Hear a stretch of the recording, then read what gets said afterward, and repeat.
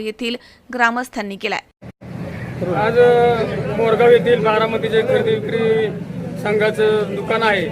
त्या ठिकाणी शेतकऱ्यांना गेली महिनाभर झालं युरियाची आवश्यकता, युरिया खताची, परंतु युरिया खत या ठिकाणी आलं तरी ते रात्रीचं वशिल्यावरती किंवा चढ्या बाजाराने ते विकलं जातंय। रात्रीचे ट्रॅक्टर भरून जातात, त्याचे इव्हिडंट आमच्या शेतकऱ्यांनी काढलेले आहेत आणि शेतकऱ्यांची जाणून बुजून या ठिकाणी पिळवणूक होती। आज सकाळी 7 वाजेपासून दुकान उघडायच्या अगोदरपासून लोक शेतकरी लाईनीला लागलेले आहेत। हा जो विक्री करायला जो काउंटरला बसला तो म्हणतो युरिया नाही आणि शेजारच्याच गोडाऊनमध्ये इथं 50 पोत्याचं त्यांनी साठा करून ठेवलेला आहे। तर ही जी काय बारामतीमध्ये शेतकऱ्यांची पिळवणूक चालली ती होणं योग्य नाही।